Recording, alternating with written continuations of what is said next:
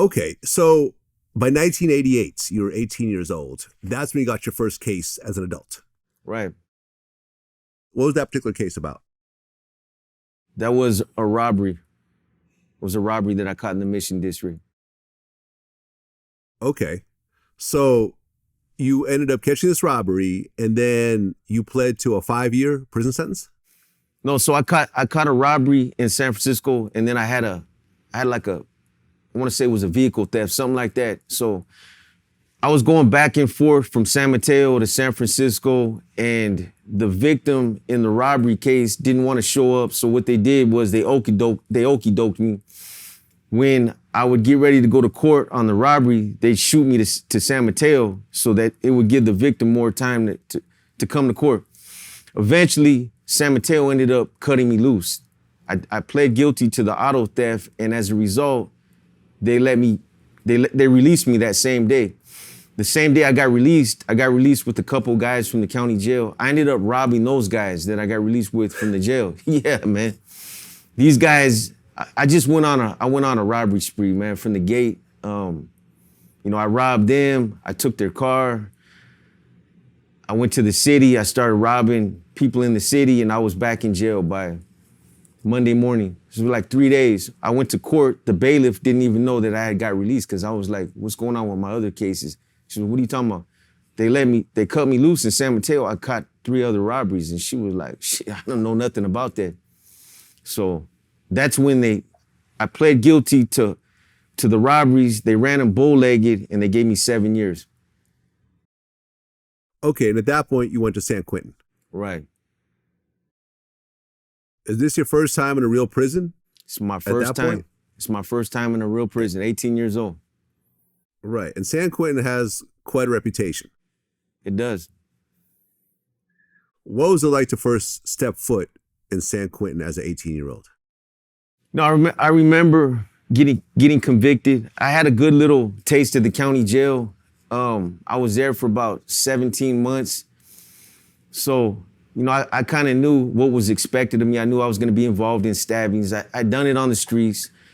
I had stabbed a couple guys in the county jail. I was basically being a bully. But I was showing out. I was trying to show out. I was trying to get my bones. That's what I was doing. And one of my older homies basically told me, hey, when you get to San Quentin, he's like, the NR is gonna approach you. They're gonna get at you about making a commitment. And I never heard about the NR. That's the Nuestra Raza. It's a subsidiary gang that the NF created. I mean, I'm going to that. But he told me they're gonna get at you, and he told me what to watch for when I get there. He planted that seed. So when I got there, there was some fear driving through I remember being on the bus, and you go through this sally port, and then you drive through the yard real slow. And if this is your first time to prison, you're looking at everybody out there. All these guys are on the weight pile, they're on the pull-up bars, and you're sizing everybody up. This is, these are the guys I'm gonna be out here with. So, I grew up kind of, I had a rough upbringing, so I wasn't terrified, man. I seen a lot of shit on the streets. It kind of helped prepare me for this. So, when I got there, like I said, there was a level of fear my first time, but as soon as I got off the bus and there was a couple of my homies that were on the weight pile, they called me, hey, Box, what's up, man? And right then I felt comfortable. It was just, I adapted to that environment just that fast. It's like, it ain't so bad, man. Well, you had a homie there named Rooster.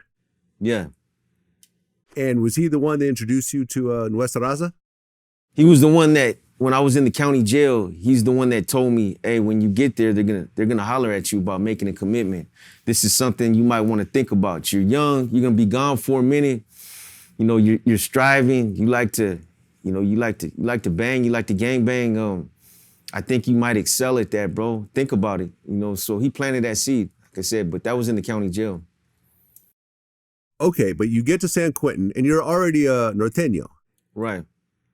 So what was the transition from Norteño to Nuestra Raza? So, I get there.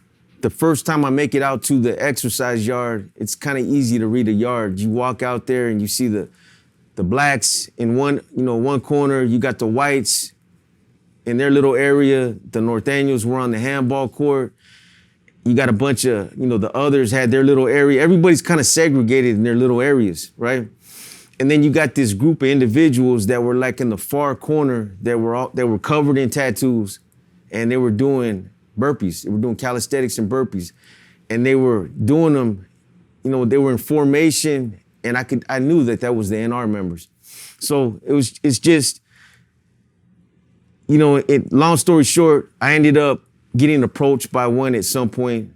I made my way to their little area, and it was just through common conversation. It was like, hey, you're out of the city, such and such. Yeah, I was solid homeboy. I was with them in Solano. Big Roach from the Mission. Yeah, I was with them in Folsom. And then, hey, what have you heard about the NR? How would you feel about sacrificing your release date if you had to get off with the Sureños? Are you willing to stab somebody? Asking questions like that, trying to see where my loyalties were at. And I answered him all the way that I knew he wanted me to answer him. Stabbing somebody, I done it on the street. I'm not tripping off, getting maxed out. I got 7 years. So basically I expressed the desire to make a commitment. And from that point on, they put you on a 90-day probationary period. And that 90-day probationary period is twofold. There's two reasons for it. One is when you're functioning on that 90-day probationary period, or when you're going through it, it gives you an opportunity to see what you're signing up for. You could be asked to do anything that they do in the course of their career. Stab somebody, hold paperwork, hold a weapon, keep security on somebody, whatever they do, as members of that movement. So it gives you an opportunity to see what it's about. And then also, on the other hand, the guys that are recommending you or evaluating you, it gives them an opportunity to see if you're really making that commitment for the right reason. If you're a true believer, or if you're somebody that just wants that status. You just want the title for your own personal gain. They try to weed those dudes out, because the first time they're put in a situation where they're exposed to a little bit of adversity, they're gonna check in. So at the end of that 90 days, they're either gonna tell you, what, man, you're not ready. You're not ready. This is not for you. Or I might tell them, hey, man, I'm not trying to set myself up for failure. I don't think I'm ready to make that step yet, or I'm ready to go. So they'll either recruit you from that point on, or they won't pull you. Okay, and after 90 days, you were ready to go. I was ready to go. I went through the 90-day probationary period, and when I got a ticket, because San Quentin is a reception center. That's not where nobody was gonna stay at that time. You're just coming through. They're gonna send you to a prison where you're gonna do your time at. So I got a ticket to Susanville. I told the guy that was pulling me, I'm gone, bro. They're putting me on a bus to Susanville. I'm about to transpack right now. I'm out of here. And he's like, hey, go over there to the other side to this cell right here and let this guy know he's the one that recruited you. Let him know you're catching a bus and that you're gone. So I went over there, introduced myself, boxer, San Francisco. I'm out of here, bro. Puppet told me to come over here and let you know. And he was like, he told me what his name was. His name was Chocolate from San Jose. He's like, I'm the one that recruited you. Always remember this date right here. It will serve as your birthday.